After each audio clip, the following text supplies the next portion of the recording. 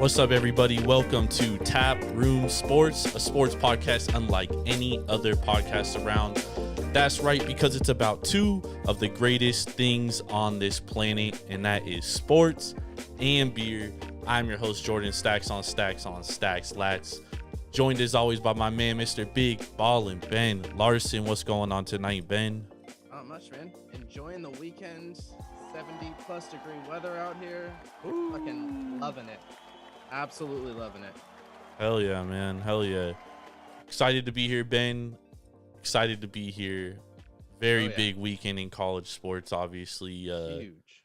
I was at Circa on Thursday. That shit was it was St. Patrick's Day too, so you can only imagine what it was like. But shit show it was, yeah. Man, it's crazy because we were there last year, and like they open. If you've ever been to Circa, there's like a third level that they don't usually open. The only time they open it is for the Super Bowl and for March Madness.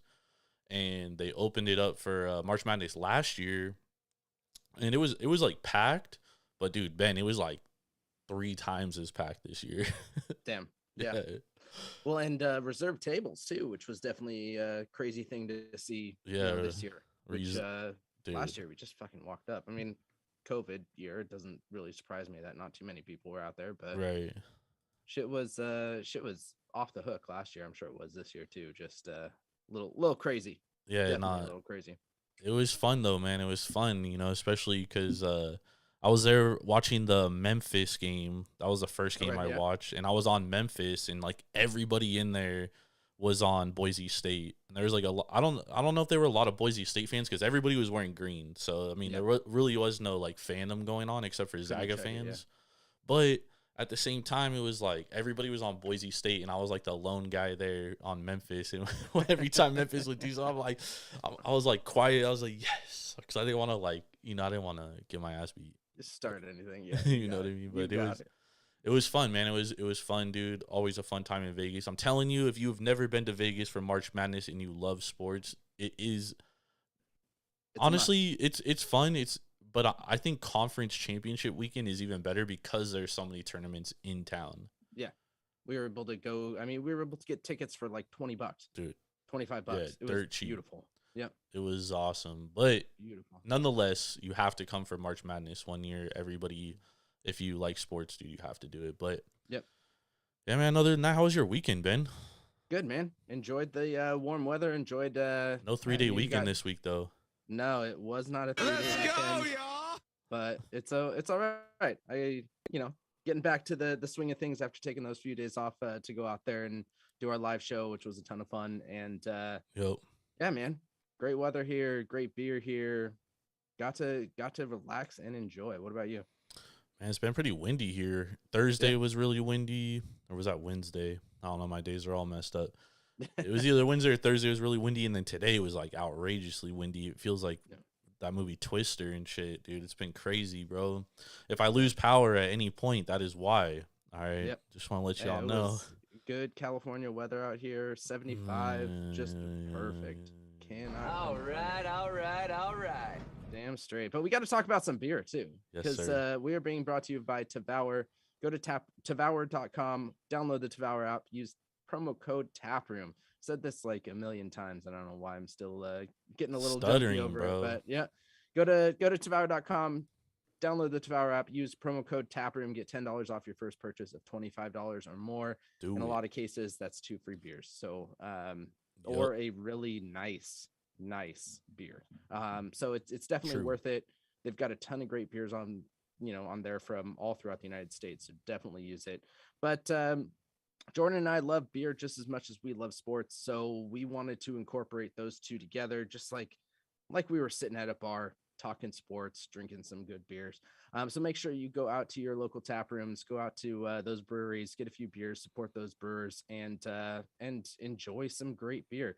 You might not like the beers that we are drinking, but you may like them. So you'll get a little bit of insight from what we're drinking, and maybe you'll go out there and you'll find something new that you really like. So neither of my beers are Tavour beers tonight, but that's okay. I definitely got to support my locals. This first one's going to be a local beer. Second one is a semi-local. They're coming out of the Sacramento area. So Jordan, tell me what your first one is for the night. So my first one is also local, Ben. It's a brewery that we were at last week. There we go. So they tapped some of their what's it called? Like their like special edition beers.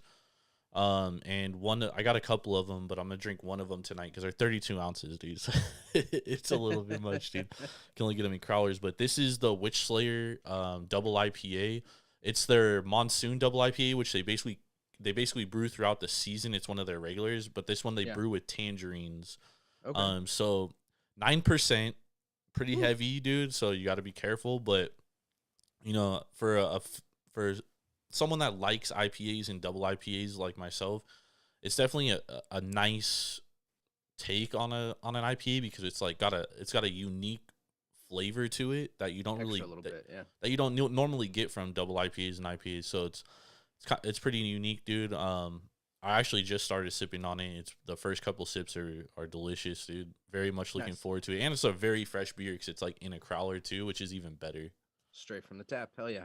Is that going to be your only beer for the night, or are you going to go with a different one for it is not round? Because I cracked it open like an hour and a half before the show. So I drank one, and then now I'm drinking the other pint in there, and then I'm going to move on to another beer, which I'm very excited about because it's got some of my roots in there, El Segundo, California, and Seattle, baby. So there we go. Okay. Very much looking forward to the second one. Okay. Stay tuned. Stay tuned. Let's go, y'all.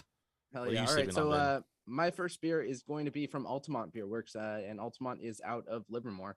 So this is about 40 minutes, I guess, northeast from me. So it's a pretty cool brewery too. So if you ever get a chance to be in Livermore, I know what does Livermore have, but they do have some good beers. So this is going to be Nelson Stash. Great can art, definitely great can art there. Of Willie Nelson hop, and so this is going to be a regular old IPA.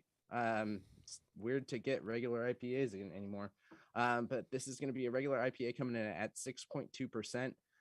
They use the Nelson Sauvon hops, and it's got mango, grape, and a diesel dank kind of flavor to it. So looking forward to seeing how this one kind of goes from really cold down to just like your normal sipping beer temperature. So hell yeah, man. Forward to it.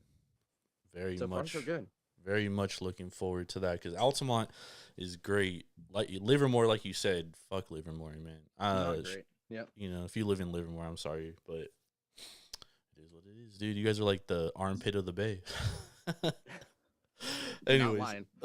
Not lying. Let's go, y'all. All right, let's hop into this week in sports, bang, because we had a crazy weekend, like I said, and we're obviously going to start our MLB preview this week. So, let's hop right into the biggest thing this weekend, and that's March Madness, dude. And the thing I love most about March Madness, Ben, is like me, dude. I follow college basketball throughout the entire season. Like I love college basketball. I love college football, and then this is the time where like everybody enjoys college basketball, and I'm just like, yes, dude, this is awesome, man. Like you can go anywhere and everybody's talking about March Madness. Oh, this upset, that upset, and we got a ton of upsets, dude. Huge upsets, yeah. And I want to say I'm shocked, but I mean we see this every March now, dude. Like at this point, it's not.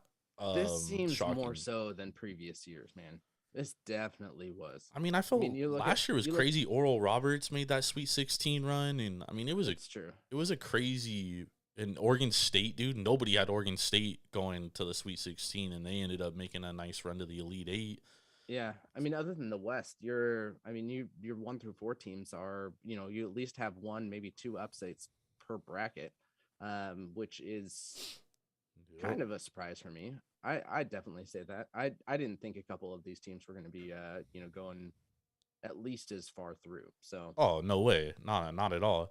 I mean, like you said, the West is like the most like predictable, I would say, but we said this last Sunday. I was like, dude, this is a brutal bracket, dude. You know what I mean? It really is. And I'm surprised that we didn't get as many upsets coming out of this. I mean, New Mexico State. New Mexico State, that was huge. Notre Dame too. Was big coming out, but Notre Dame got lucky though because Alabama's best player got hurt very early on in the game, and I mean that changed the entire game. Like the air was just sucked out of the room. Yeah. So I mean, they were very fortunate, dude. That's not to say Notre Dame doesn't deserve that win, but they were very fortunate that happened. I don't. There's no way they're gonna beat Alabama if that didn't happen. But the biggest thing. Did you happen to see the Davidson and Michigan State game by any chance, Ben? I didn't. Bro, I didn't catch that one. That was an embarrassment to the game of basketball. Like, that was the worst. I'm not even joking, dude. That was the worst officiated game I've ever seen, dude. Like, it's up there, like, top 3 worst officiated games. Davidson is down 9, like, with 2 minutes left. They pull within striking distance, only down 3. They get a steal on an inbounds pass, and the ref calls a foul, dude. And, like, everybody in the studio, everybody courtside at the broadcast was like, that wasn't a foul. There's no way that was a foul. Like, he got all ball. He stripped that ball. And, I mean. Yeah. There's no replay reviews on him. Nope. Well, they can't replay a foul, but they can replay an out-of-bounds call. But, yeah, man, that was a tough blow for Davidson. But then Duke, they righted the ship, dude, and they balanced out the universe and smacked Michigan State today. So, 1 by 9 covered. North Carolina obviously making a great run. I mean, what's the most surprising team to you, Ben? I mean, you don't watch college basketball often, but what's your most surprising team? Like, you follow the conference tourneys and stuff. No question, St. Peter's. Oh yeah, and I just absolutely love seeing everything from St. Peter's. Like, every single person is showing their a picture of their gym, and we've got high school gyms in California here that are better than St. Peter's college gym. We've got high schools, we got elementary schools that are bigger than their university is in Jersey. Like, it's just such a small school playing so well, like, and a peacock as your as your mascot. It's awesome. It's awesome for St. Peter's to be doing that. I mean, I'm looking out of the Midwest, and you've got Iowa State and Miami, 2 teams that we definitely thought would have been bounced pretty quick. All right, hold on. We need to pause here for Miami, because talk about bad officiating, dude. USC was fucking jobbed when they called that Miami guard. His name's slipping the top of my head, but with 2 seconds left, they called a foul, a shooting foul, and again, a call that was very controversial. This isn't because I'm a USC fan by any stretch of the imagination. Like, USC deserved to lose that game. That game shouldn't have been even that close. But they definitely got jobbed on that call, dude. That was some fucking bullshit. Well, yeah, but then again, for them to come back and beat Auburn today by, 18? Yeah, like, that was impressive. But, I mean, to be honest, I took Miami. I didn't take a money line, but I took them plus points today because I just felt it was a terrible matchup for Auburn. Auburn has been absolutely terrible away from home all season long. And they haven't covered away from home in like 2 months, it seems like. Yeah. So, I mean, I thought it was a tough matchup. And Auburn doesn't have great guard play. And outside of Jabari Smith, they're kind of questionable. And Jabari Smith's a freshman, dude. It's hard to lean on a freshman in the NCAA tournament, dude. Like, can't really ask that much of him. But I wanted to hit on St. Peter's real quick, too. Very interesting, because St. Peter's isn't even the best team in their conference. They made the tournament because they won their conference tournament. Yeah. Iona is the best team in the MAAC, coached by Rick Pitino, and they just had a bad couple weeks, dude. And it cost them. St. Peter's took advantage, and here they are, dude. But it's absolutely insane, dude. Yep. Well, I think another team we talked about too is Michigan. I mean, we talked about them prior to the tournament, on them not being questionably shouldn't even be here. And they took out Tennessee, they took out Colorado State. I wasn't too impressed with Colorado State when we were watching them in person. I don't necessarily think that they should have necessarily been in the tournament. No, they had a great season, dude. They should have absolutely been in the tournament. But yeah, you're right, dude. They had a bad game when we saw them, but Utah State, in the 2 games they played them during the season, Utah State gave them trouble. You know what I mean? So it's a bad matchup for them. And Michigan was a terrible matchup for them too, because Michigan was just too big, dude. And then the second half just wore down Colorado State's front court. Yeah. I thought David Rowdy could get Diabate and Hunter Dickinson into foul trouble early on, and that could change the game. But Colorado State didn't really attempt very many field goals, in the paint, dude. They were shooting a ton of threes, and they were very hot in the first half, which is why they were up, 7 points at the end of the first half, but they couldn't sustain that hot 3-point shooting. Plus, Michigan really turned up their defense. I mean, this is a Michigan team that was preseason top 5. Like, this is a team we all expected to be much better than they've played, dude. They're playing well at the right time. So surprised that they got past Tennessee too, because Tennessee came out of their conference tournament really hot. Tennessee was hot, but again, matchups, dude. Matchups are terrible, and Tennessee's not a big team. And we saw that with today, Texas and Purdue. Like, Purdue is only a 3-point favorite, and I was like telling myself, like, why is Purdue only a 3-point favorite? Texas is their biggest dude is 6'9". They only have 2 guys that are over 6'7".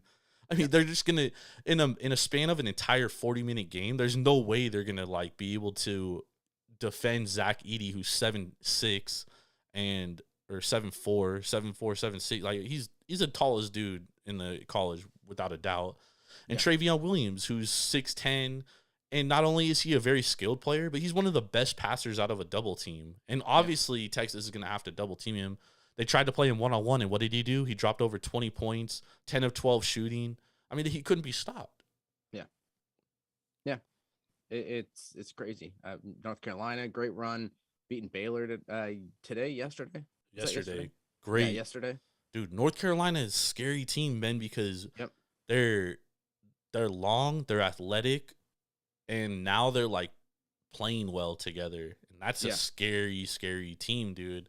Baylor was very underwhelmed. I mean, LJ Cryer, I said this on one of my TikTok videos if everybody watches, but they were missing LJ Cryer, who's their starting forward, and then they were missing Chamachua, who's also their other starting forward.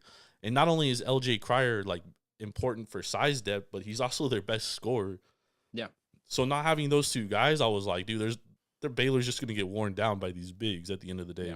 Yeah. There's this facade out there that guards win the NCAA tournament, and it's absolutely false. Like, don't believe that. Yes, if you have great guard play, you're gonna be in the running. But also, if you have great big play, you're gonna be in the running. Because at the end of the day, if you look at these teams that win games, and look at TCU tonight, the only reason why TCU was in the game was because they were able to offensive rebound. Yep. If they didn't get offensive rebounds, dude, they would have gotten blown up by 30. Easily. You know what I mean? And Arizona doesn't really give up offensive rebounds like that. But TCU was missing threes left and right, but they were grabbing their offensive boards and getting layups. You know what I mean? Yep. It was almost like the strategy of the game. Yep. Those second and third chances were absolutely huge. I mean, to take a Arizona team into overtime is big. I mean, yeah, and they should have had it. I think if they played a little bit smarter in that last minute of regulation, they would have easily had that game. I mean, we were talking back and forth about that TCU was probably going to take it if they had them on the ropes, man. Yep. They had them absolutely on the ropes. And this is the thing about the NCAA tournament too, is like you see this time and time again, these favorites like Arizona, the Tennessees of the world, the double-digit favorites, they get in these slugfests, and then like all the pressure's on them because everybody's expecting them to win.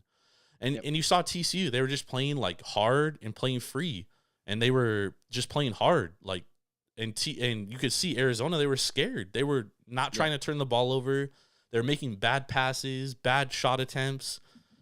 I mean, it's just once you get these, that's why it's like unpredictable in March, because it's one game. And if it's a 7-game series, it's totally different. You know what I mean? Absolutely. Yeah. But one game, anything can happen, man. We've seen it with St. Peter's. We see it time and time again, dude. It's just, this is why the NCAA tournament, Ben, is the best postseason of any sport. Yep. Well, also bringing in, 68 teams. That's incredible. Sorry, 64 teams. That's what I'm saying. You get these, 68. You're 68, right. Yeah, with the first four. Yeah. Yep. That's a great thing because anything can happen. Look at St. Peter's, dude. Like, there's no way they beat any of these teams in a 7-game series. No way. But you get hot one night. The worst thing for St. Peter's, dude, is that they got to take 5 days off until their next game because that's the kind of team that I would love to play tomorrow, dude. Like, let's just keep this rolling. We don't need to stop yet. Yep. So we're down to the Sweet 16. We've got games on Thursday and Friday of this coming week. So when we come back, we're gonna have half of the Elite 8 games finished when we come back for our Oh, next they'll show. be done, dude. No, 20. Oh yeah, so we'll have the final four for our next show. We'll be done with the Sweet 16. We'll be done with the Elite Eight. Yep. So let's go through these eight. I'm gonna ask you because I'm not gonna know the mismatches here. So let's go through these 8 games, and I just want a quick who do you think is gonna take this game? So we got first is we'll start with the West is Gonzaga and Arkansas. Gonzaga is just too much. Chet Holmgren, Drew Timme are just. They're relentless as bigs, and if you watched the Gonzaga versus Memphis game, I mean, Gonzaga just wore Memphis out because they just pushed the ball relentlessly, dude. They're the fastest team in the NCAA. They only average 14 seconds per possession, which is number 1 overall by far, dude. The next closest team's in the 15, 16 range. I mean, Gonzaga is just way too much for Arkansas. Arkansas, honestly, they should have lost that game against New Mexico State. If they play like that, if they play like they did against New Mexico State against Gonzaga, they're going to get fucking 50 balled, dude. It's going to be nasty. So I like the Zags here. Okay. Let's go ahead and move on to the next one. We've got Texas Tech versus Duke. Yeah, man, I like Texas Tech here. I have Texas Tech in my Elite 8. I honestly thought that Davidson should have beat Michigan State, and I thought Davidson would give Duke some trouble because they're a very I mean, Ben, you've seen them. They're a very well-oiled machine type team. They just run offensive sets well, and I thought that could give Duke a little bit of trouble because they're not very good defensively, and they are they're young, dude. They have a lot of freshmen. Their best player, Paulo Banchero, is a freshman, but Texas Tech is just way too good defensively. Number 1 in defense. Give me the Texas Tech Raiders here. Okay. Let's move to North Carolina, UCLA. This is a tough one because Jaime Jaquez injured his ankle. If he is not able to play and he's not 100%, give me the Tar Heels. I just don't think that. I think the Tar Heels just have way too much size. What they did to Baylor is Baylor's a similar team to UCLA, except UCLA is a little bit better offensively. Honestly, look for this one. Take the over if you're going to bet this game. I'm going to take the Tar Heels just because I don't think Jaime Jaquez is going to be 100%. So give me the Heels here. Okay. Purdue, St. Peter's. Man, I'm sorry, but the Cinderella story ends here, dude. Purdue, they not struggled, but they were up and down throughout the last half of the year, but don't get it twisted, dude. Purdue is one of the best teams in the country. Zach Edey, Travion Williams, and Jaden Ivey might be the best 3 players on any one of these teams left. Okay. Go Midwest, Kansas, Providence. Give me the Jayhawks here. I think Providence, they're a good team, dude. I thought they got a good draw here. But Kansas Jayhawks is too much. Abaji, he's probably going to be Naismith Player of the Year. Kansas, they're clicking and they're playing well at the right time. Give me the Jayhawks. All right. Iowa State, Miami. The game that shouldn't be, dude. This is the one, man. I mean, dude, Iowa State, honestly, if there's a team that should not be in the tournament, it's Iowa State. So, I mean, give me Florida, dude. Give me Miami, I'm sorry. They're playing very well. They're very undersized, but Iowa State doesn't have a ton of size either. And Miami, Florida, Miami can very much put up points, dude, and Iowa State can't. So, give me Miami. Okay. And then Arizona, Houston. Arizona, Houston, this is probably going to be the best game of the weekend, or at least the Sweet 16. This one's tough, man. I picked Arizona to go to the championship game, but after watching tonight, especially how TCU was really able to dog Arizona, I mean, that's Houston's style, dude. And Houston's the best at that style. Houston's one of the best defensive teams in the country, and they are the best offensive rebounding team in the country. So I'm actually going to take the upset here. I'm going to take the Houston Cougars. Moving on to the Elite 8. What conference is Houston on? The American. Same as Memphis, dude. Remember we watched the Memphis Houston Conference Championship. That was a good game. That's right. And then last but not least, we're going to go Michigan, Villanova. This is going to be a great game, man. And Michigan always has a game changer because Hunter Dickinson is a very skilled big. And Villanova isn't big, but they've never really been big. Jay Wright's the best coach in America, period. He's better than Coach K. He's better than any other coach in the country. Give me Villanova Wildcats moving on to the Elite 8. Hell yeah. Hell yeah. I take your word for it because Hey, I switched up from my bracket, dude. I had Arizona going in I won them. I have 3 out of my 4 teams. I had Iowa going to the Final Four. Fuck them. That was embarrassing to say the least. I mean, it's just crazy because like we see a lot of these tournament champions lose because they have to play like 3 games in 4 days or 4 games in 4 days for some of these guys. Yeah. But then you get a team like St. Peter's who, does what they do. Miracle. Yeah, but man, I cannot wait for the Sweet 16, man. Very much looking forward to it. Are we gonna take a break here and then hop back in, or do you want to hop back into, or do you want to do the MLB preview, or you want to do top 5 teams now? Yeah, let's do some top 5s. Okay, let's head into our top 5 teams. So last week, Ben, you had Carolina number 1, Colorado number 2, Florida number 3, Calgary number 4, Tampa Bay number 5, and I also have some questions to ask you about the NHL too. So okay, after your top 5, so what's our top 5 looking like this week? I see we got a new team in there, yeah. New team in there, yeah. They went from honorable mention into the top 5 here, and a lot of movement in my top 5. So we're gonna start off. We're gonna go with Carolina as number 5. They are 3rd overall in the NHL right now, 62 games played and 88 points. 4-4-2 in their last 10, but they are on a 4-game losing streak, which is taking them from number 1 last week down to number 5.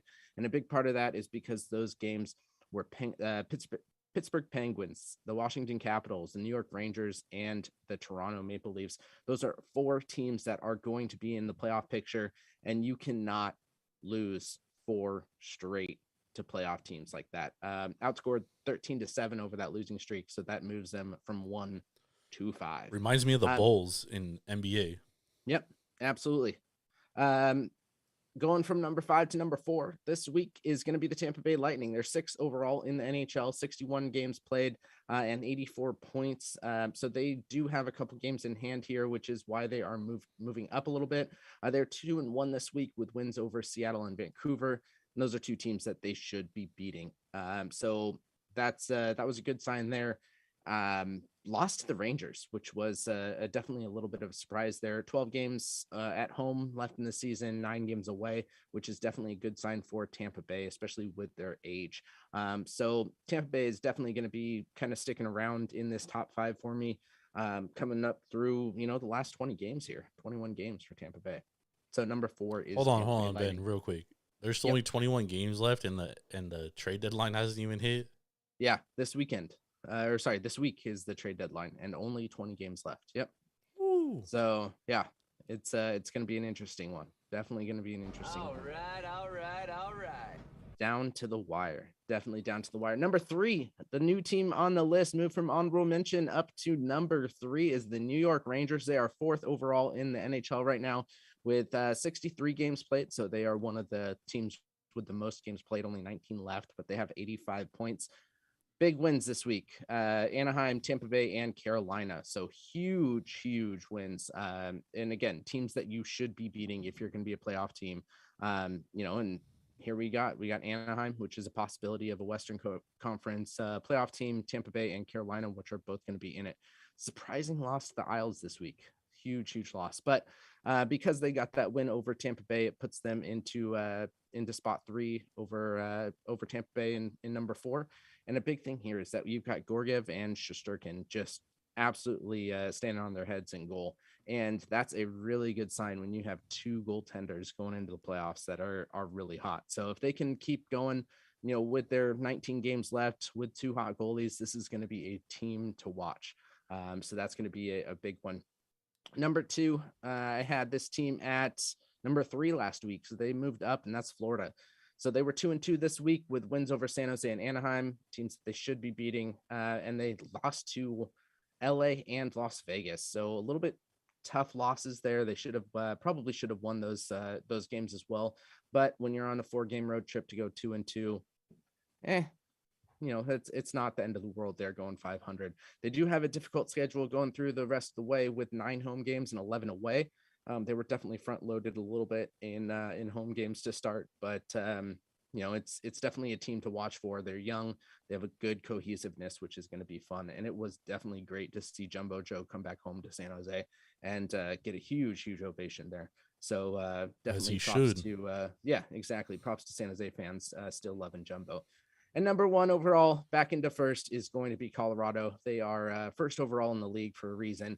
They are on a 3-game win streak, and they beat Calgary, LA, and San Jose.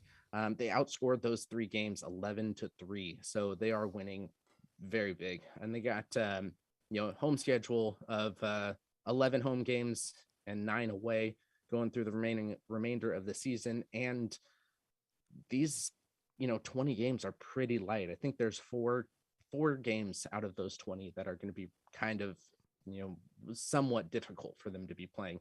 So you're going to see them kind of remaining at the top of the list most likely for the rest of the year. Gotta love it. So we mentioned the trade deadline a little bit earlier. Yeah. We have seen some trades, right? Few, yeah. Any notable trades? I mean, the Giroux trade to Florida is definitely huge. He's a great locker room guy and a huge asset to that veteran team. For sure. Yeah. Definitely going to be another person to spread that attack out in Florida, which is a huge pickup there. Something I was very, very kind of excited to see about. Let's see who else. Well, the big one I was going to ask you too, Ben, is like Hurdle, obviously for the Sharks. He was being rumored to be traded, and he signs an extension with the Sharks. So he's off the table now. He's definitely off the table now, especially with that extension that he got. It's a little bit high there, mostly just because of the year averages there. Another one that we saw today was Mark Giordano from Seattle going over to Toronto, which is a huge pickup for Toronto. That's definitely going to be pushing them, over the edge into one of the top tier, playoff teams that are going to have moving forward. It's still Toronto though, so I don't expect them to kind of go deep into the playoffs there. They're like destined to be not good. Yep. They got a ton of picks there. They got Blackwell, and then they got 2 seconds, and a third form. Nice. Wow, that's crazy. Any other people you expected to be traded before the deadline? We'll probably see. I mean, I definitely think we're gonna see Kessel get traded. I think we'll see. Oh my God, what's his name out of Arizona? Well, I mean, Kessel's coming out of Arizona, but also Chutrin. I think that he's going to be on the move, and really anybody coming out of Arizona is going to be a player that needs to get out of Arizona. So I think that those will be kind of the few more big name trades that we'll have. Other than that, not much. I think we'll see a couple more kind of just lower end trades that will just really be pieces to help teams get over that hump. Nice. All right, let's hop into the top 5 NBA teams of the week. So last week I had Suns number 1, Heat number 2, Milwaukee Bucks number 3, Memphis Grizzlies number 4, and the Celtics number 5. And this week we have zero movement. This is the first week we have zero movement. We're sticking with it. We're going Celtics number 5. Didn't lose a game. They are the hottest team in the NBA, 13-3 since trading for Derek White. We're staying number 4 with the Grizzlies, 46-22. The Bucks 44-27. They lost the game to the Timberwolves on Saturday, but Giannis didn't play. So whenever Giannis doesn't play, you gotta take that with a grain of salt. Number 2, we're going Miami Heat. Still number 1 in the East, and then number 1, the Phoenix Suns, just on a tear. Devin Booker is playing incredible basketball right now, man. Shout out to Devin Booker. I do think the Suns are the best team in the league too, and they're doing all this without Chris Paul. So very impressive stuff by the Phoenix Suns. That's the top 5 teams of the week.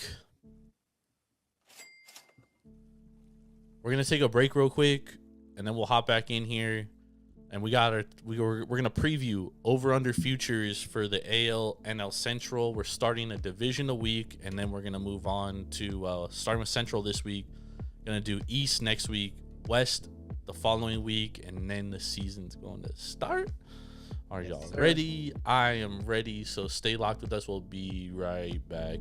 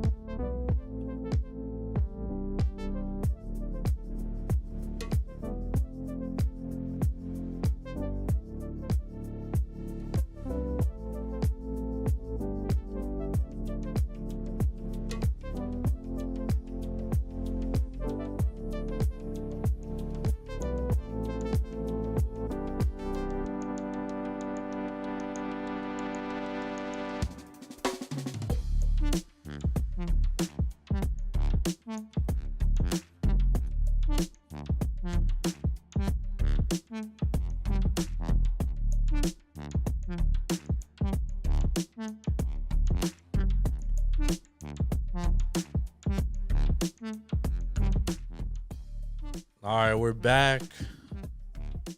Back.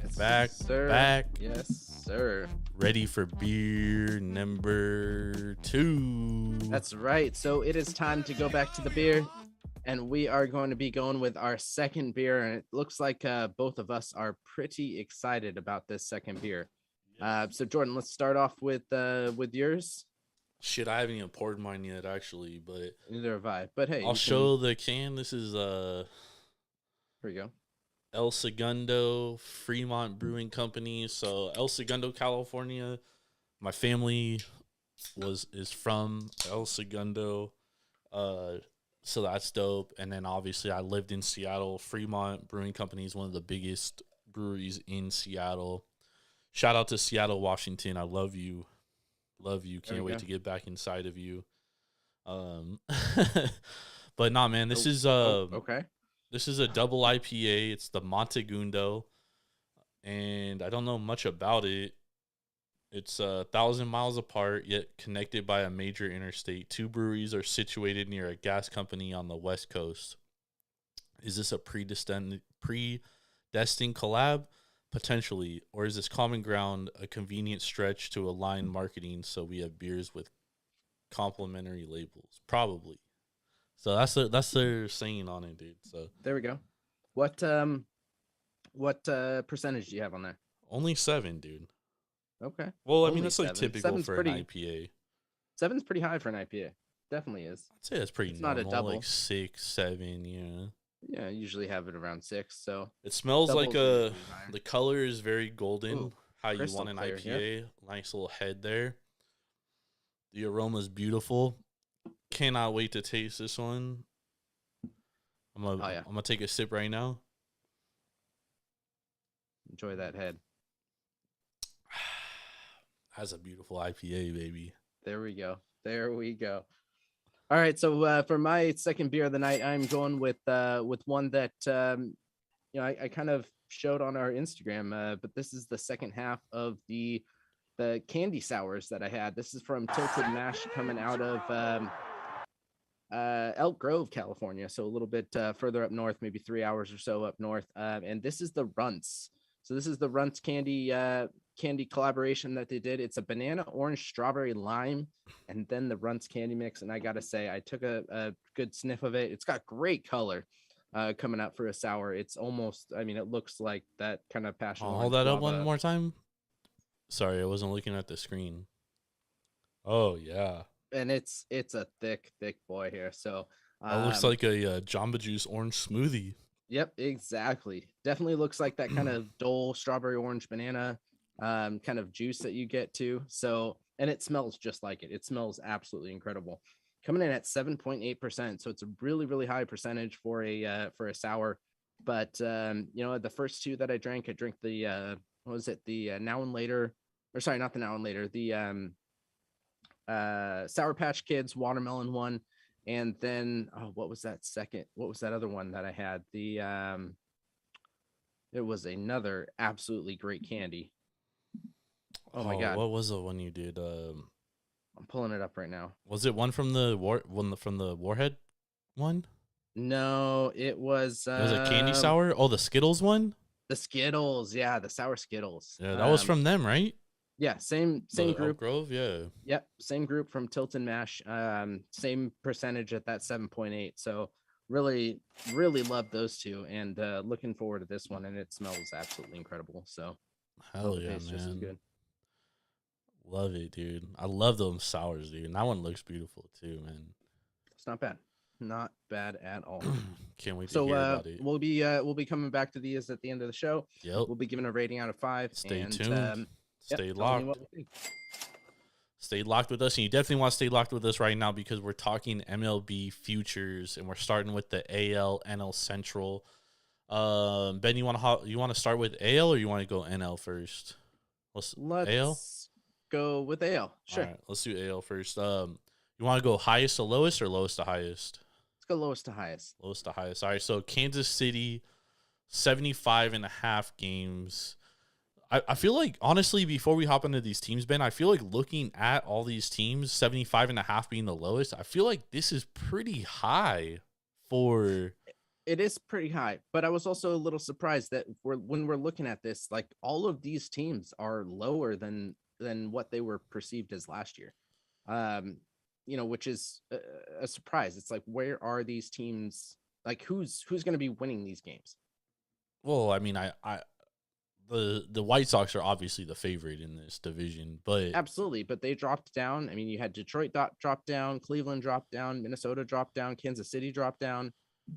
Like, I'm not sure why Kansas City and Minnesota went up like by a game, but I think the White Sox really dropped down because they have they had a lot of guys in and out of the lineup all year, which is you know, you can't really guarantee that. But let's talk about Kansas City first. 75.5 games. Obviously additions, Zach Greinke, but he's 38 years old. This is where he started though. This is, you know, back to the roots. They added Brad Peacock, Colton Brewer, and these are minor league contracts, by the way. Really, their only big addition was Zach Greinke.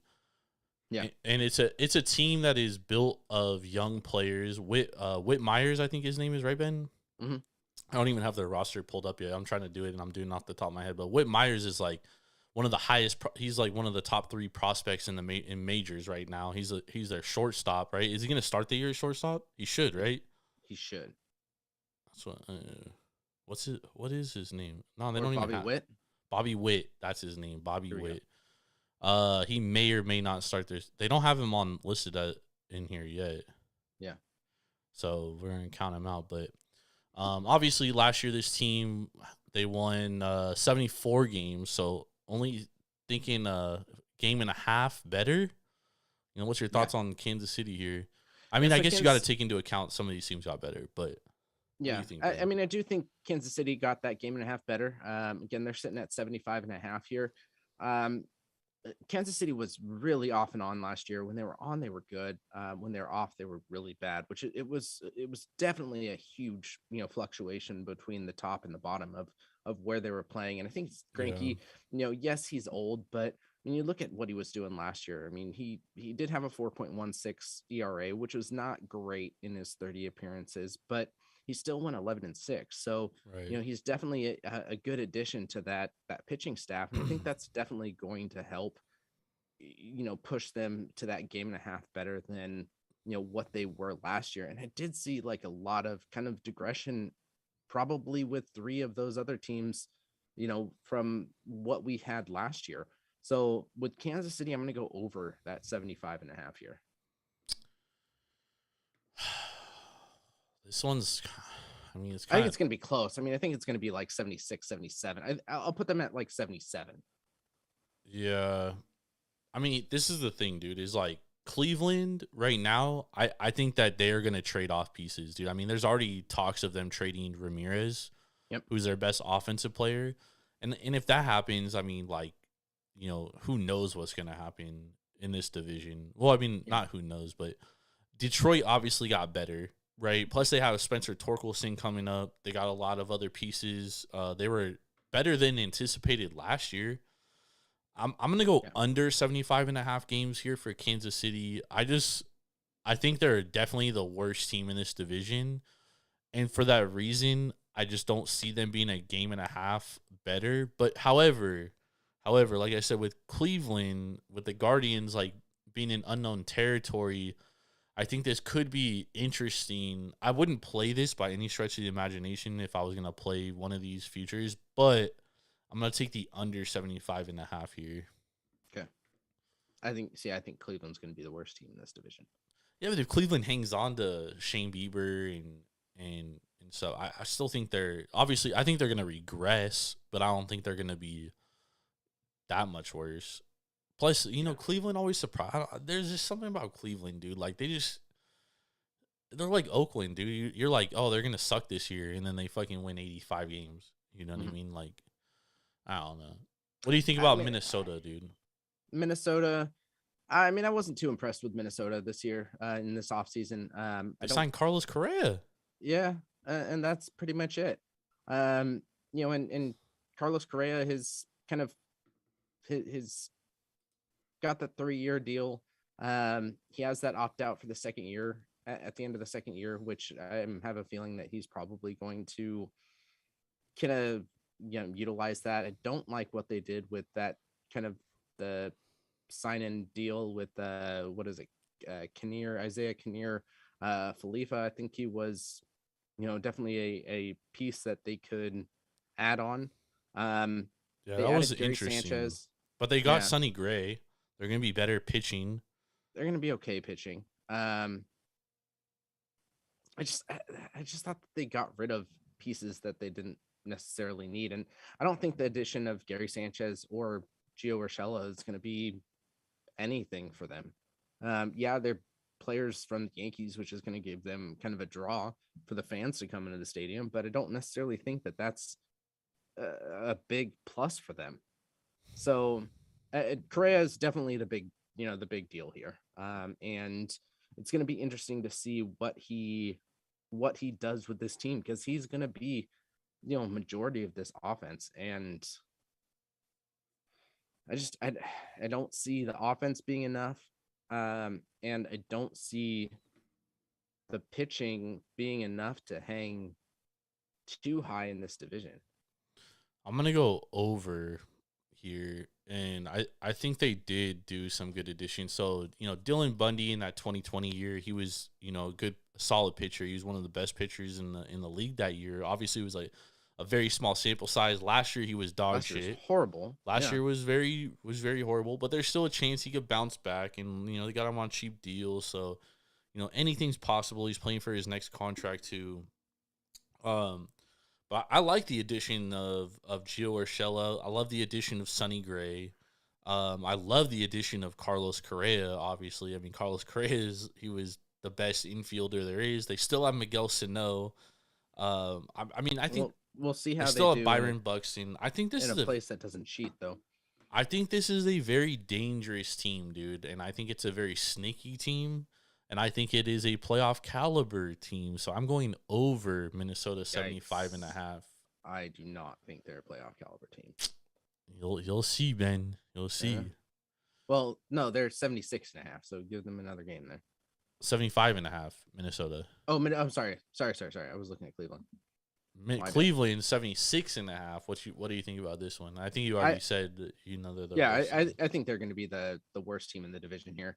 I don't think that their additions were really that great. You get rid of JC Mieha, for nothing. You get rid of Harold Ramirez for nothing. You signed Sandy Leon to a minor league contract, which is probably going to be maybe something. He did play for the Miami Marlins last season, but again, wasn't that great. Roberto Perez. You signed to a minor league deal. That means you weren't good at all last year. Yeah, exactly. He was limited last year. So, yeah, yes, he's got 2 Gold Gloves, but, injuries were big for him last year with the Pirates. So I'm not too sure. I don't think this is going to be a good Cleveland team. They're going to get some clout over their name change, but that's pretty much it. I think they're going to really regress here from what they did last season, which was, a decent, almost 500 team last year. I don't see them going, anything close to 500 this year. That's the thing with Cleveland, dude, is they're like, you can never count them out because they got these dudes that just come in and like produce. You know what I mean? And the thing that makes me, I'm going to take the under here. And the only reason why is because Jose Ramirez is going to get traded. Like, he's been rumored to be traded all offseason. I think it's going to happen. It's going to happen at some point before the All-Star break. Unless for some reason they come out of the gates and they're just like killing it, dude. Yeah. But I agree, dude. I just don't think they have enough here. And I do think that they're in kind of a rebuild mode. I wouldn't be shocked if Shane Bieber gets traded. I wouldn't be shocked if, a lot of their mainstays, I guess Shane Bieber and Jose Ramirez are like the two, but I wouldn't be shocked if they both get traded. But I also wouldn't be shocked if they won 84 games, dude. You know what I mean? Like, I don't think that's happening. I don't either, but it wouldn't shock me, dude. But I'm going to take the under. I'm going to take under 76.5. And then Detroit, the next best team, 78.5, pegged to go second. Ben, what do you think about this team? I think they're going to go over here. This is my big over, for the, well, actually I've got 2 overs, obviously again, we'll talk about this in a second, but, going 77 and 85 last year. So they're really looking to only add a game and a half here. You add Javi Baez there, you add a lot of pitching, which was a huge kind of need that they really needed to progress over this offseason. And, you get Eduardo Rodriguez, you get Andrew Chaffin, you get Michael Pineda. I think this is going to be a definitely a better rotation, which is going to win them more games this year, which was definitely a difficult kind of aspect with their relief last year. And this is going to be where they kind of push forward here. I do like Javi Baez, even though he's a prick to the fans. Getting him out of that big stage in New York, I think is going to be a good push for him. And, I think they're going to go over here. So,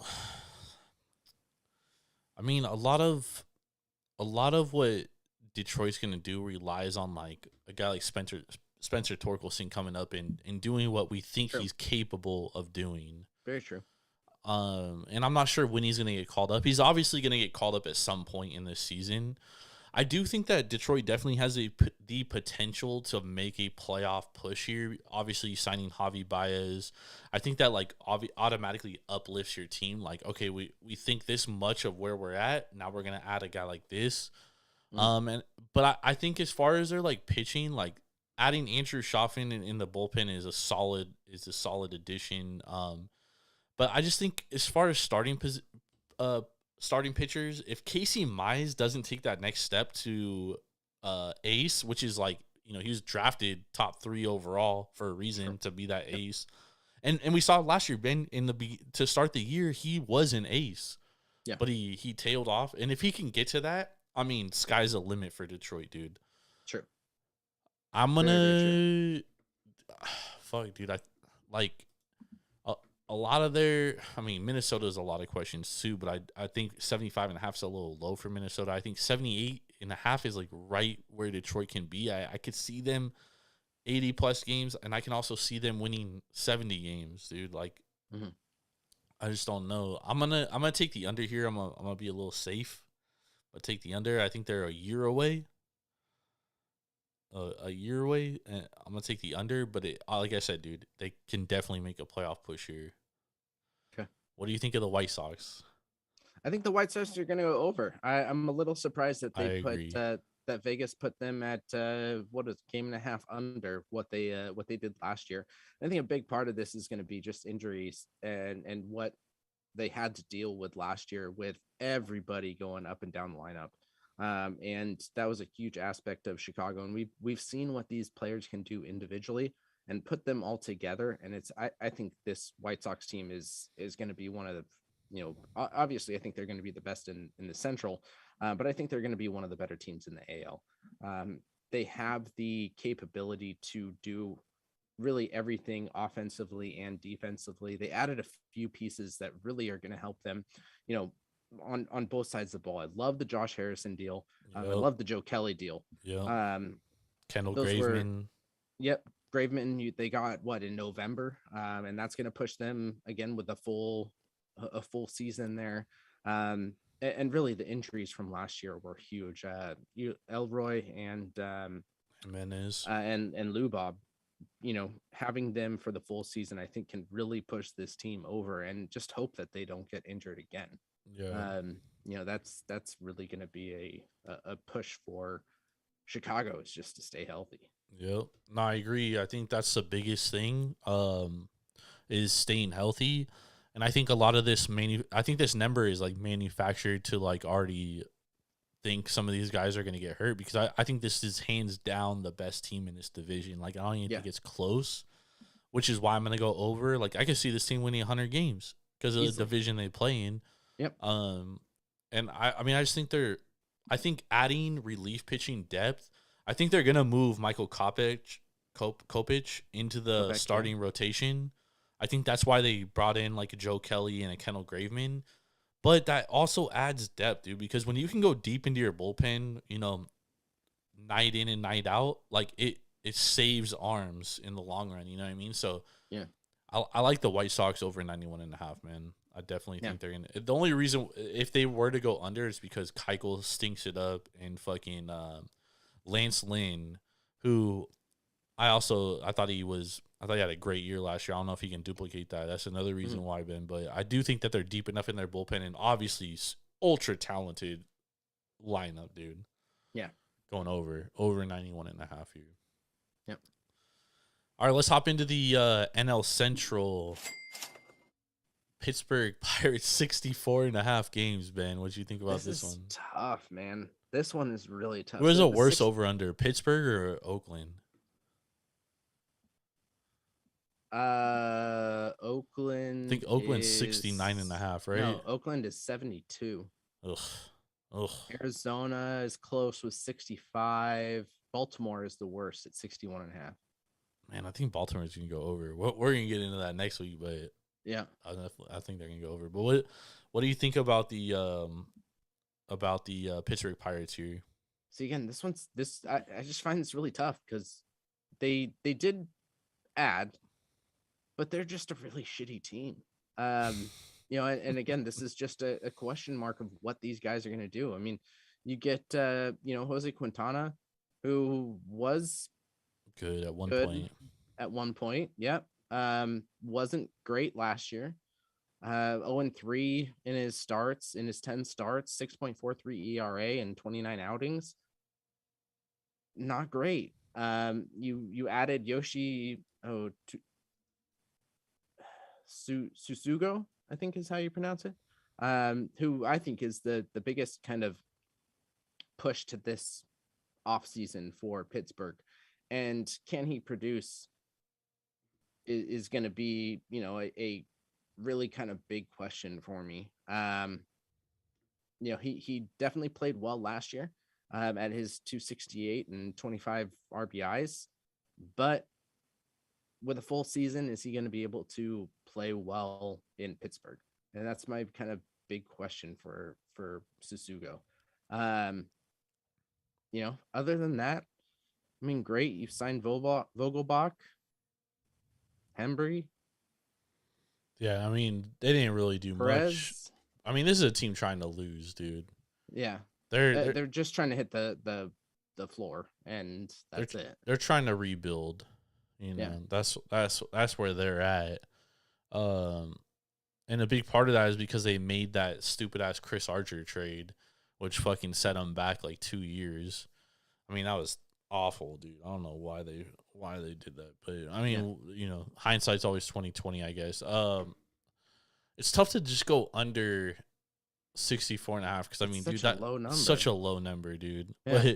But I mean, if there's a team that's gonna go under 64.5, it's going to be this one. Yeah. So just give me the 64.5 under. Oh yeah, I'll go under on this too. I'm with you on that. All right, Cubs 73.5. Ben, where you at on this one? The Cubbies. I'm gonna go. We're thinking over.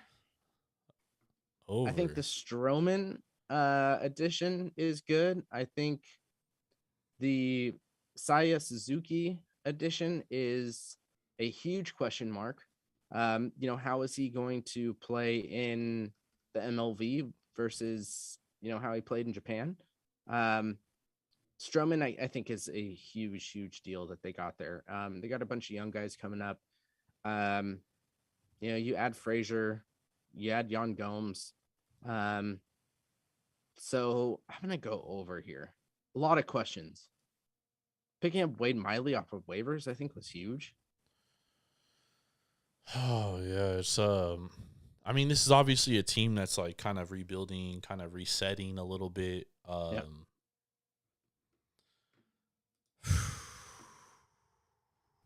Man, with this division, I'm gonna go over. Yeah, that's the thing is like Cincinnati, I think, took a step back. Milwaukee took a step back. I think kind of everybody took a step back in this division. I because you said that, dude, I'm going to agree with you. Brendan Davis should be coming up this year as well. I'm going to go under. I mean, I'm going to go over, dude. I'm going to go over. Yeah. I'm going to go over. Yeah. I agree with what you said. I think everybody with St. Louis kind of St. Louis kind of stayed the same. Yeah. What do you think? Cincinnati's under 76.5. I mean, they lost everybody. This got to be under everybody. But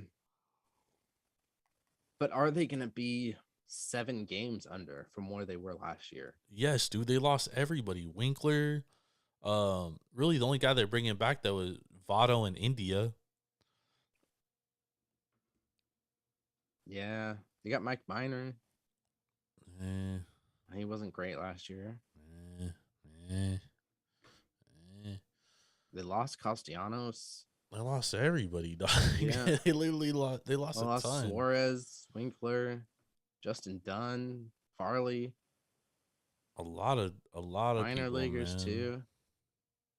They add anybody? They didn't add anybody free agency, dude. Like anybody worth him. They didn't add anybody worth a damn. Yeah. I'm gonna go. That sucks for Jonathan India, man. I mean, he's still young, dude. This team, but to come off a Rookie of the Year and then have he's obviously gonna have a shit sophomore year because he doesn't have anybody on their team. He doesn't have anybody to set him up. He has Votto. Okay, he only has one person on that team to set him up, and he's old. I think he'll be all right. I mean, not all right, but he'll be all right. This team's going under 76.5. They're rebuilding too, like every other team in this division. Yeah. All right, what you think about the Cardinals? Cardinals, I think are What's gonna their over under at? It's 85.5, Ben. 85.5. What were they at last season? They were 90 and 72. So they're saying that they're gonna go 4.5 games under. I'm actually gonna go over here on St. Louis. I think they're gonna win the division. I'm throwing that out there right now. This team will win the division. I don't know if there's any odds out there on the division, but give me Cardinals to win the division. there are on the division. I'll pull that up in a second. I mean, Cardinals, I think, are just going to be kind of a team that are going to get kind of more connected as a team. And I think that's going to be kind of a good thing for the Cardinals, with everything that they did last year and Lindor, right? No, who'd they get from Arenado. Arenado, thank you. They also added Corey Dickerson too. They added Corey Dickerson, yeah, old giant there. They didn't add a ton, dude. No, but I also think with a new manager coming in, hopefully that will kind of push things into a new kind of style of play there. Steven Matz, I think, was a good addition there. 14-7 last year, and he's a lefty. And he's a lefty, and that's a key thing because a lot of these best hitters in this division are lefties. Yeah. So I think that's going to be, big. You bring back Verhagen to the MLB, coming out of Japan. That's going to see. That's my big question: is how are these players going to be coming back to the MLB from Japan, or coming from Japan into the MLB? It's just such a different style of play, and the level of players in the MLB are just so different. Like Eric Thames coming back to the A's. Yep. Yeah. He's going to hit 50 home runs minimum. In your dreams. In your dreams. But so this is, but I do think that they're going to go over here. I think they're going to be pretty close to where they were last year at that kind of 90 and 72 mark. Yeah, I agree. I think they're going to go over. I think they're going to win this division. Only because I think Milwaukee took a slight step back, if anything. Yeah. So I'm gonna take St. Louis over, and then that brings us into Milwaukee. What do you think about Milwaukee?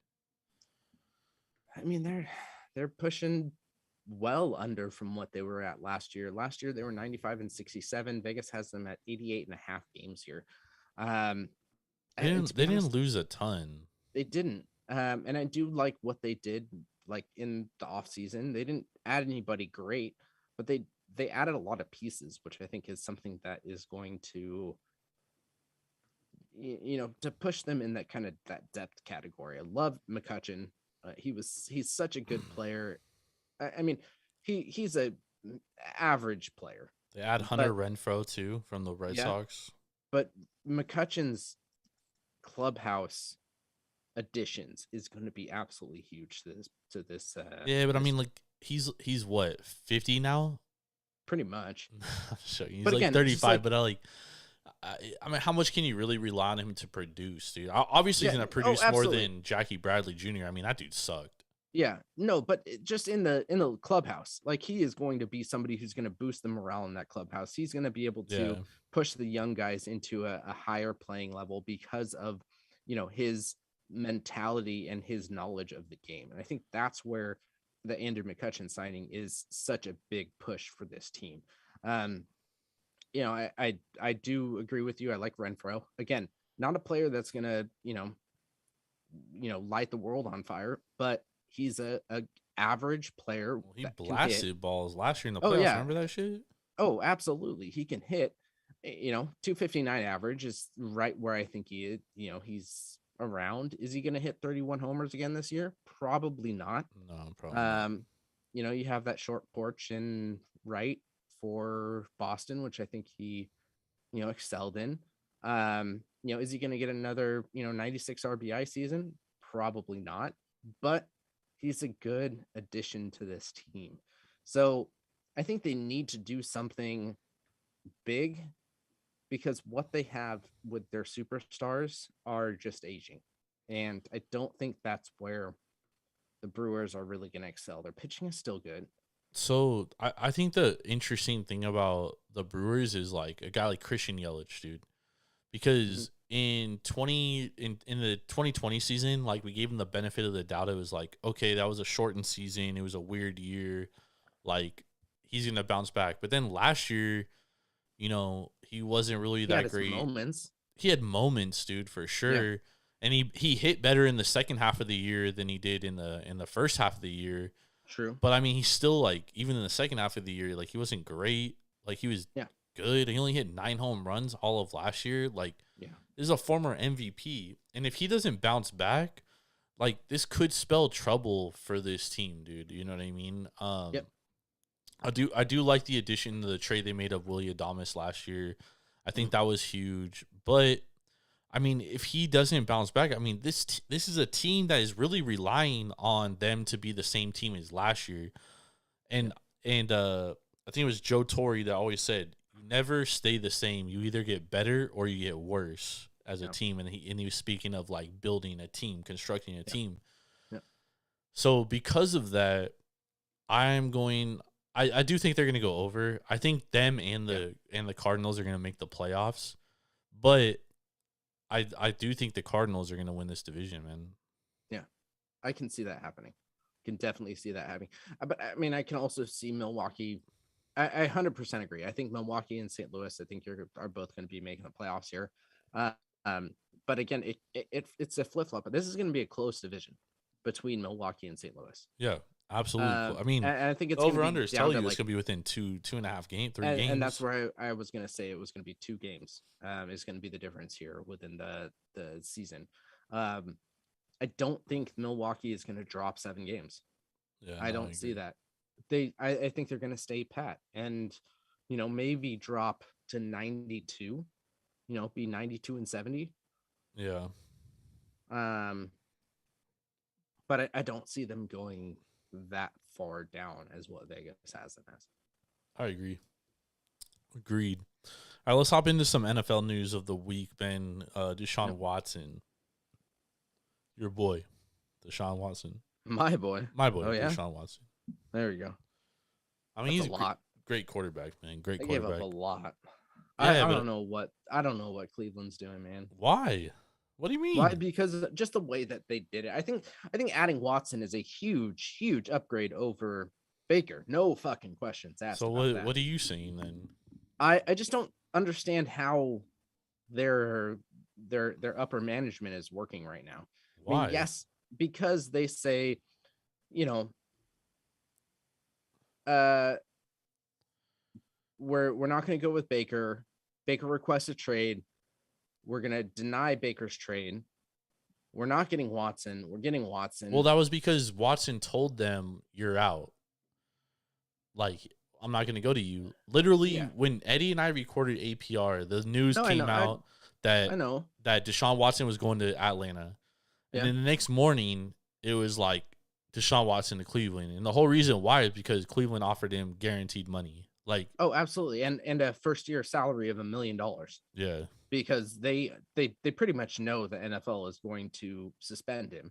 Which is why they aren't going to trade Baker. Yeah. And he's going to be their quarterback. At least for the 6 games that Watson's out. Yeah. And what's Baker going to do? Like, not play? Because his trade value is in the gutter. You know what I mean? Like, yeah. There's only one team that really needs a quarterback right now, and that's Indianapolis. So I mean, I think you can also put. I mean, Atlanta needs a quarterback too. They have Matt Ryan. They just restructured his deal today so they can add more people. Yeah, I'd rather have Matt Ryan over Baker Mayfield, dude. Yeah. I mean, Carolina also needs a QB. I take Darnold over Baker Mayfield.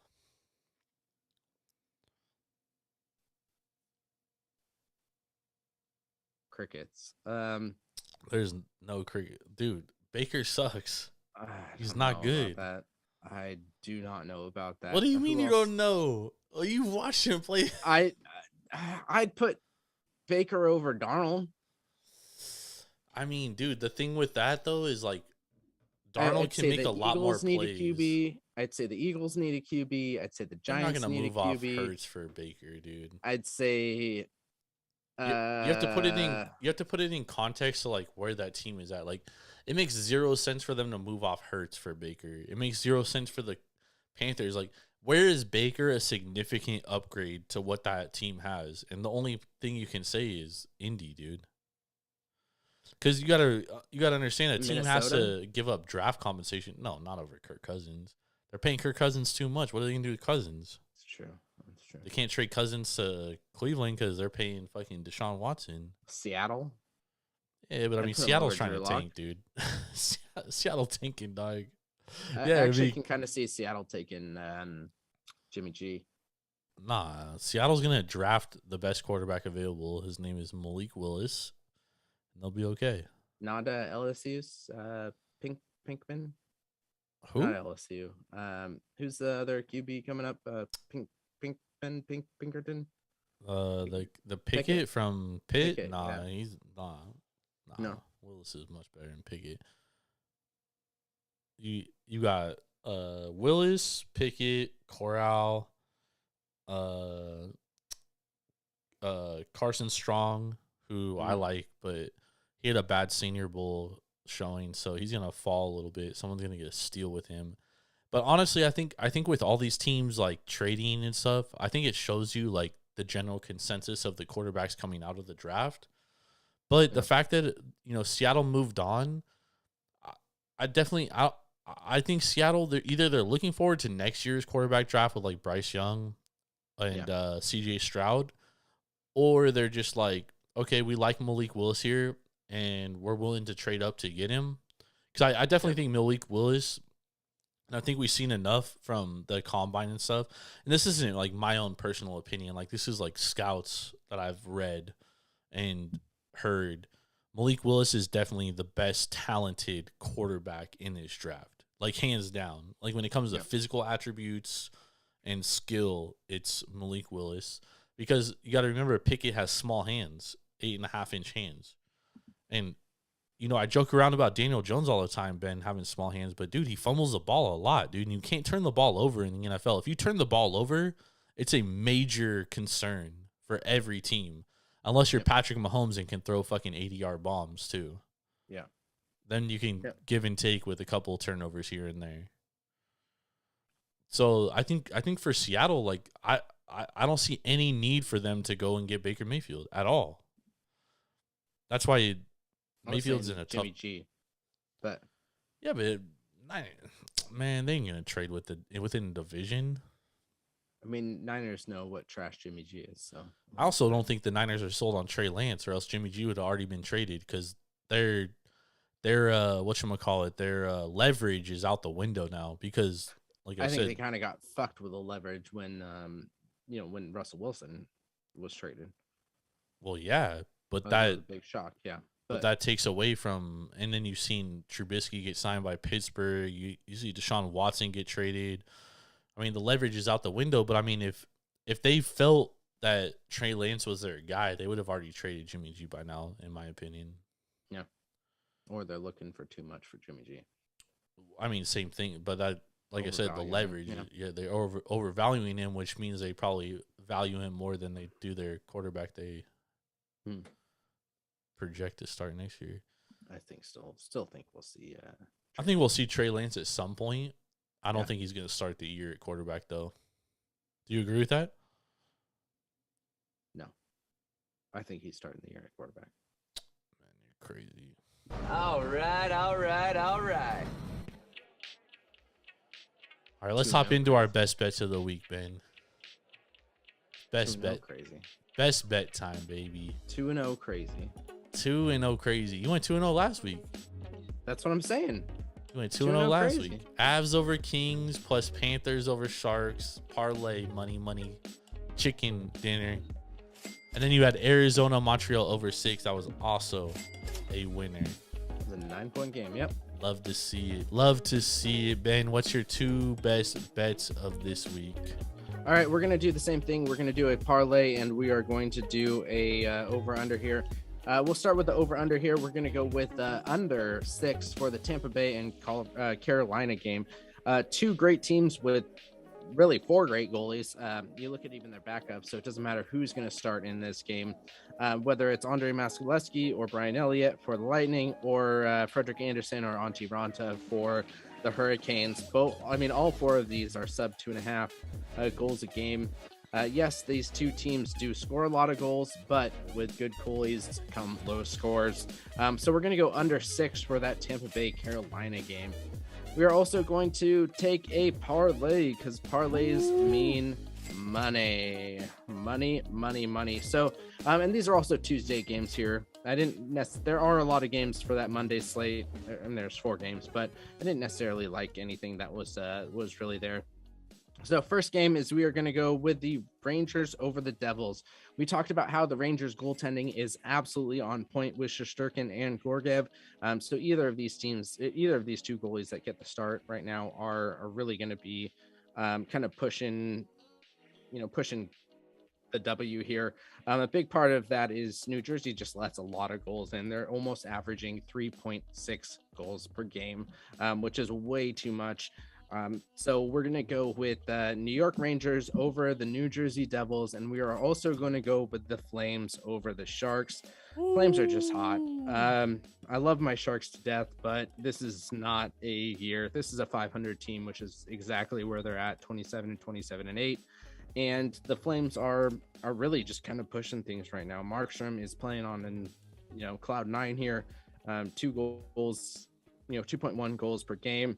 And we've got Aiden Hill injured on that kind of day-to-day mark. So you're going to have Reimer, who is the better goalie, in my opinion, of the two, which is kind of sad to say. But Calgary is just putting up almost a goal per game more than the Sharks, and a half a goal per game less allowed for the Sharks. So we're going to go parlay these Rangers over the Devils and Flames over the Sharks. Nice. I'll make mine very quick. We got Miami +1 against Philly. We're betting a number here. We're going to take the point because Philly has not been good against good teams since James Harden has gone there. They've lost to every playoff caliber team they've faced, or at least top 4 team, and Miami's obviously the best. Miami already beat them with James Harden. And then we're going to take Boston -12. Boston 6-3-1 in their last 10 ATS. Oklahoma City's 1-9 straight up, coming off 9 straight losses, dude. Yikes. Not good against the spread too. And Boston beats the shit out of shitty teams, dude. So we're going to take Boston -12 here. I know it's a big number. We're going to lay the chalk. We're going to cash it out, baby. Let's go. Hell yeah. 3-1 last week. Not bad at all. But yes, it's time to get back into beer. It is beer time. And I'm really excited to hear about this with Slayer from Tenaya Creek, as well as your collaboration. So tell me about this. Yeah, so the Witch Slayer, very good. Double IPA, but a lot of flavor for a double IPA. So it's easily drinkable for a double IPA, which is very dangerous. So make sure you eat before you drink one. I'm gonna give it a 4 out of 5, Ben. I would definitely buy it again. I would drink it again. They don't carry it very often, but I'm definitely want to get some before they tap out. And then the El Segundo Fremont beer, beautiful IPA, baby. I mean, I love it, dude. And I love both these breweries. They both make good IPAs too. I mean, Fremont, literally, they specialize in IPAs. Like, that's what they do. Very good. Let's go, y'all. I like it. I'm going to give it a 4-5 out of 5. I would definitely buy it again. Definitely drink it again. I don't know if I'll ever find it again, but beautiful beer, man. Love it. Love it. Love it. Love it. Let's go, y'all. How are yours? All right. So I had 2 great beers today. The first was the Altamont, and that was the Nelson Stash. Not only did it have a great can art, but it was a really good beer. It was hoppy, but not overly hoppy. I think you would like this one. I am going to pick one of these up if my bottle shop still has it for you. It had a little bit of the fruit notes, but it wasn't overpowering on the fruit. So they really did use that Nelson Sauvin hops really well in this. So I think that 6.2 was perfect for the IPA as well. It wasn't overly alcoholic. It wasn't, you could feel it, but it wasn't also something that you'd be wanting to drink more and more and more and more of it because it was like a 4%er. Yep. So I'm going to give this one a 4.25. This was a really, really good IPA. Nice and crystal clear, nice and crisp. It's been a long time since I've had a really good IPA that I've liked. So I'm definitely happy with this one. I'm going to give it a 4.25 out of 5. Ooh. The Tilton Mash, however. All right. I'm going to put this one up on the screen again. The Runts Candy. So this was the candy sour. Nice. This was the banana, orange, strawberry, lime, and then they did use the Runts Candy. It did not taste like runts. Oh. But this was incredible. Oh. This was absolutely incredible. 7.8%. Like the others, it did not taste like 7.8%. There we go. It tasted just like that Dole pineapple orange strawberry, or pineapple banana orange strawberry. And it didn't have pineapple in it. But it again just tasted like that. It probably from, you know, I feel like a lot of those like tropical sours always end up tasting like fucking pineapple. A little bit like it. Yeah. 4.95. 4.95. I can't pass up ET. So it's going at a 4.95. I am going to go and get some of this. I'll grab you one again if they have it. Yes. If not, I can probably go up to Elk Grove and get some more of these. Yes. This was the best out of the 3 candy sours that I had, which is unfortunate because I absolutely love the sour Skittles. I love the watermelon Sour Patch Kids are my favorite candy of all time. Runts are still hella good, definitely. They are hella good. This was incredible. Nice, man. Absolutely incredible. So I'm gonna go get a couple more of these, and I'll if I can, I'll put one in the stash of beers that I have for you. So oh man, cannot wait to try that shit. And you'll need another piece of luggage to go back with you to Vegas next time you're out here. So I'll be driving, so even better. All right. So that was the podcast. Thank you everybody out there for listening to the Taproom Sports Podcast. I'm Big Ball and Ben Larson here with Jordan Stacks on Stacks Slats. Make sure to follow us on Instagram at Taproom Sports Podcast. You can check out our Twitter, which is at Taproom_sports, or you can check out Jordan's, which is at Jordan Rules TSP. He's always putting up some great bets on the daily. Bro, we hitting them, baby. Let's go. Yeah. We cashed out big this weekend. College basketball, y'all need to tap in. Absolutely. So make sure to check out his Twitter there. Make sure to check out our website, www.taproomsportspodcast.com, where you can find all of our information. Make sure to check out APR on Thursdays with Jordan and Steady Eddie. They are turning into USFL football and talking about the league. And the previews are going a little tough because, not a lot of USFL, man. It's tough, bro. But once the games start, it's gonna be nice. Oh yeah. Make sure to check out In the Game, where Jordan talks with a variety of guests talking about all different sports. Yep. And make sure to check out Biscuits and Barrels with the 90-second beer review guys and myself. I think we're putting out a new episode for this upcoming weekend. Oh, you guys were doing it this weekend. We pushed it to after the trade deadline, so we'll be looking at that. Make sure to check out Taproom Wager or TSP Wagers every week, where Jordan and I put out some best bets for a hockey and basketball game. And that's it. Again, thank you everybody out there for listening. We will see you next week. Peace.